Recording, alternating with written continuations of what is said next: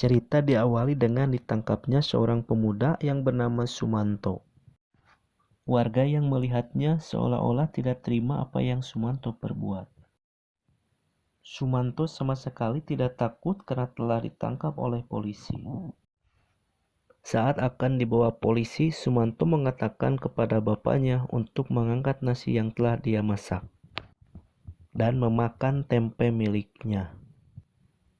Ada lelaki parubaya yang memantau kejadian itu. Namun siapakah manusia itu? Dan inilah manusia kanibal.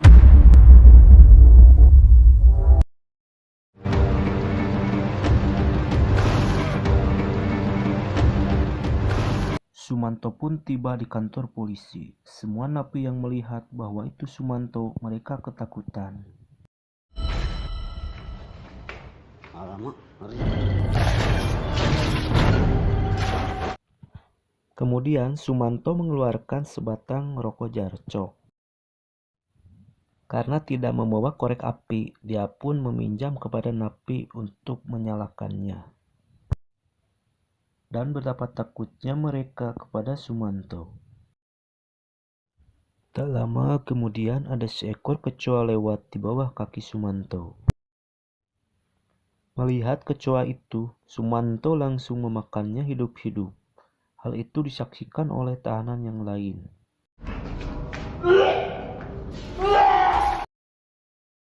Cerita berpindah, ada seorang wanita yang bernama Lili yang akan bertugas untuk mewawancarai Sumanto di tahanan. Kembali ke sel tahanan Sumanto yang sedang sebat saat tahanan lain sedang tidur lelap. Diperlihatkan Sumanto mengambil senjata tajam yang dilihat oleh salah satu tahanan. Kemudian Sumanto memotong jempolnya sendiri dan memakannya. Tahanan yang melihat kejadian itu sangat ketakutan saat kaki jempolnya akan dimakan.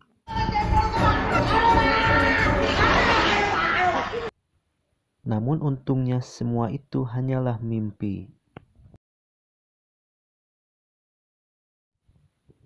Keesokan harinya, tahanan yang satu sel bersama Sumanto meminta agar mereka dipindahkan di sel yang lain. Dengan alasan karena mereka takut satu sel bersama Sumanto. semalaman saya tidak bisa tidur, Pak. Saya takut, Pak.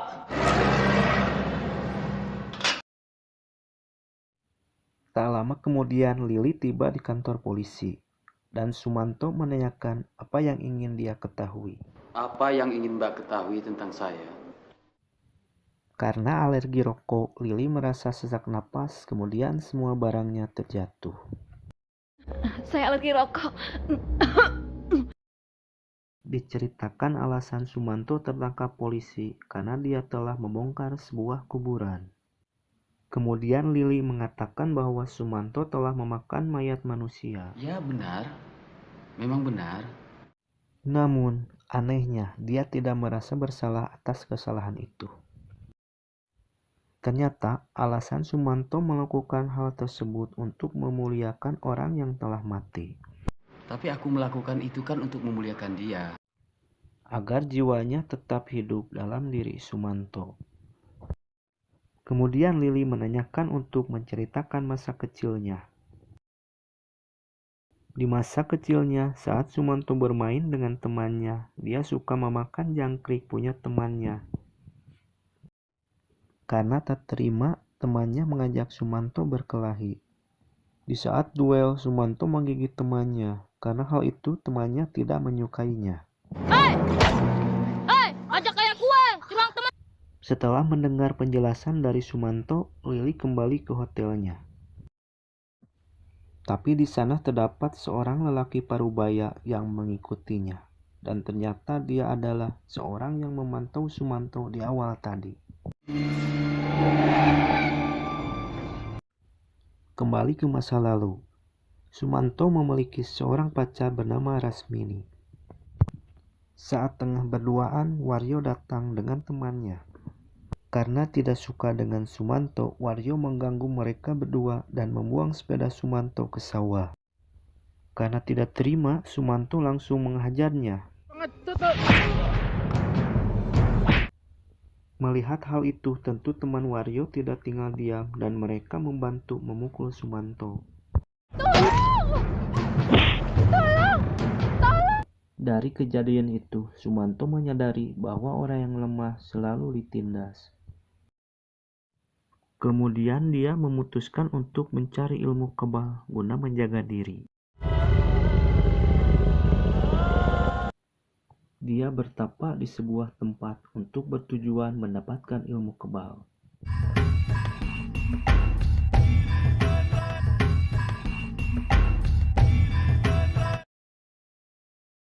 Keesokan harinya, Lili menemui orang tua Sumanto untuk menanyai tentang masa lalunya. Orang tua Sumanto mengatakan Sumanto tidak mau sekolah dan susah diatur. Jadi buru-buru macul karena berapa apa. Ayahnya mengatakan bahwa hewan saja bisa diatur, masa kamu manusia tidak bisa. Mendengar hal itu, Sumanto sangat marah dan memutuskan pergi dari kampung halamannya. Tak lupa dia mengabari Rasmini berpamitan, dia akan pergi ke Sumatera untuk bekerja. Maring Sumatera. Singkat cerita, saat berada di Lampung, Sumanto bergabung dengan kelompok pemburu. Salah satu dari mereka mengatakan jika Sumanto ingin jadi seorang pemburu, dia harus memasukkan sebuah daging ke dalam tubuhnya. Dengan tujuan hewan yang sudah mati menyatu dengannya. Kemudian mereka akan melubangi tubuh Sumanto menggunakan pisau yang sangat tajam. Namun pisau itu tidak dapat melukai kulit Sumanto sedikit pun. Cerita beralih, Sumanto dan temannya mendatangi wanita malam. Salah satu wanita di sana merayu Sumanto untuk in the hoy. Karena diam saja, wanita itu pun membuka baju milik Sumanto. Namun, ternyata di dalam bajunya Sumanto membawa sebuah serulit. Wanita itu ketakutan melihat serulit Sumanto yang begitu besar. Ternyata di sini diketahui bahwa Joni milik Sumanto memiliki sebuah pantangan, yaitu tidak boleh beradegan in the hoy. Hindari molimo, madat, minuman keras, madon, maling, dan mateni.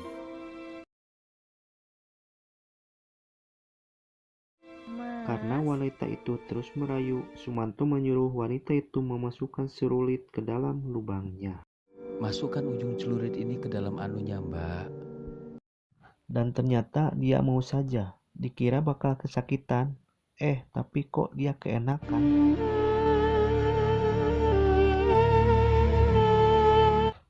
Singkat cerita, salah satu teman Sumanto yang telah pulang dari Sumatera dan mendatangi kedua orang tua Sumanto di kampung untuk menyerahkan uang dari Sumanto.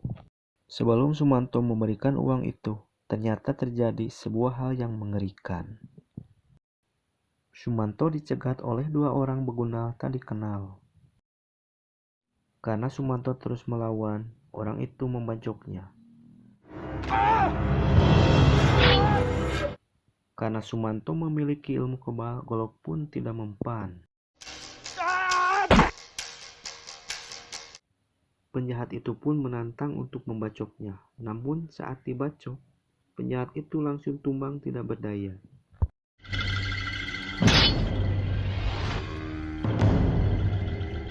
Temannya yang melihat itu meninggalkannya.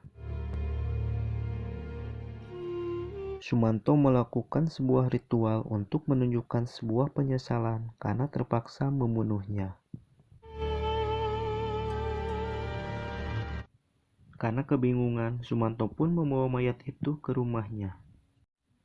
Kemudian Semijan menemui Sumanto di rumahnya karena menunggu titipan yang ia berikan.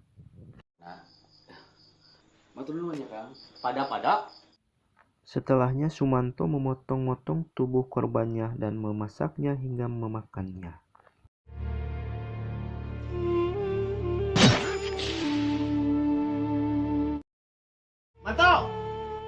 Scene beralih ke Lili yang kembali menemui Sumanto. Tiba-tiba toke jatuh di depan mereka dan Sumanto memakannya hingga Lili ketakutan keluar.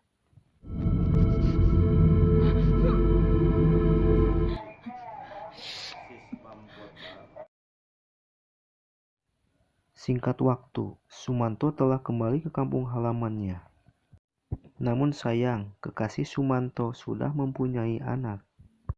Sumanto yang menyadari bahwa Rasmini telah menikah, dia galau setengah mati.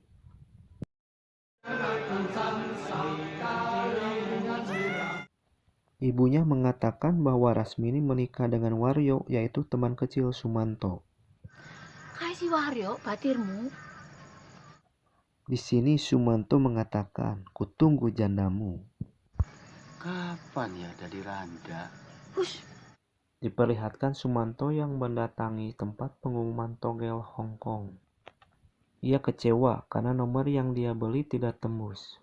Lalu seorang datang dan berkata nomor yang dimilikinya tembus. Sumanto menanyakan dari mana dia mendapatkan nomor itu. Mendengar hal itu, Sumanto menggali kuburan dan membawa tulang berulang ke rumahnya.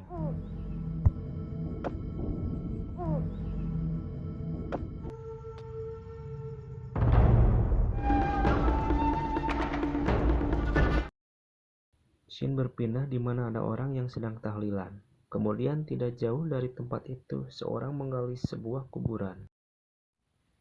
Keesokan harinya, kabar itu tersebar di seluruh desa. Bahwa Lili pun mendatangi juga. Lili mengatakan kepada kakaknya bahwa Sumanto melakukan hal yang sama seperti itu. Kemungkinan terdapat orang yang melakukannya seperti Sumanto. Lili mendatangi Sumanto di dalam penjara. Namun Sumanto tidak mau mengatakan apapun tentang Kisirat. Kamu tidak perlu tahu tentang dia. Mas Suman. Saat pulang, Lili mendapatkan sebuah ancaman dari seseorang yang misterius.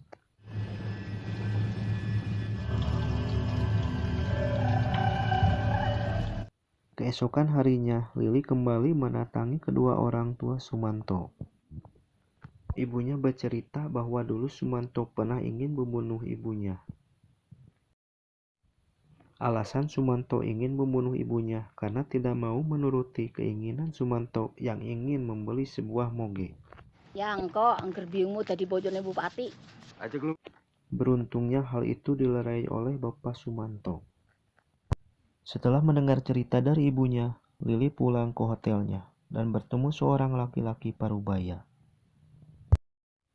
Dia mengenalkan diri bahwa dia adalah paman dari Sumanto yang mencari Lili informasi tentang guru Sumanto yang bernama Kisirat. Saya Burhan, pamannya Sumanto. Kembali ke masa lalu, Sumanto berada di warung bersama Kisirat. Saat sedang enjoy, tiba-tiba ada seorang pencuri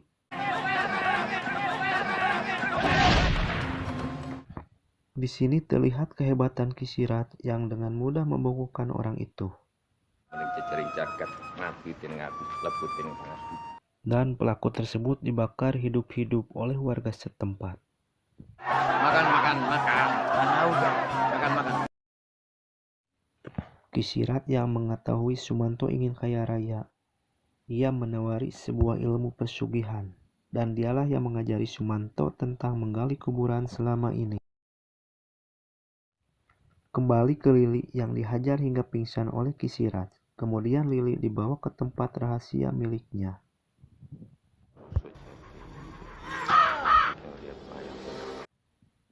Kisirat sangat marah karena Lili terus mencari tentangnya.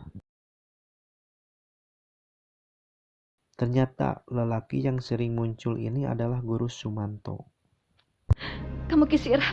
Ya, ada di depan mata Mbak. Kisirat berencana menjadikan Lili sebagai tumal persugihan.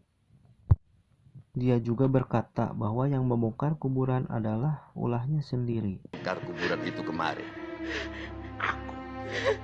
Lili yang terpojok berupaya untuk kabur. Apa yang kamu mau?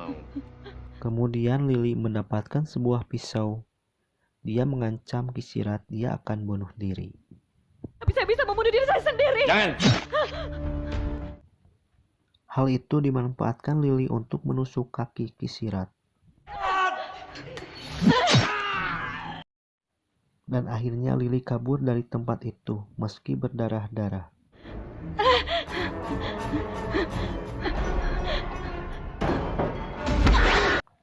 Namun keberadaannya dapat diketahui.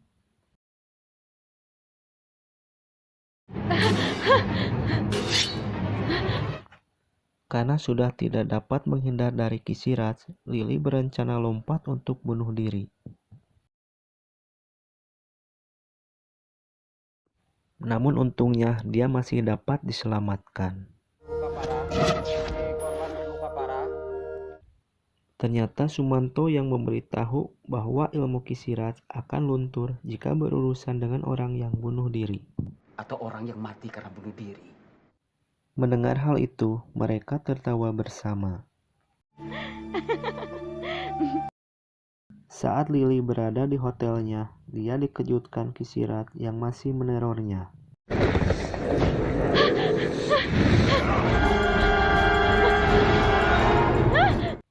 Namun di sini diceritakan Kisirat tidak pernah ditemukan.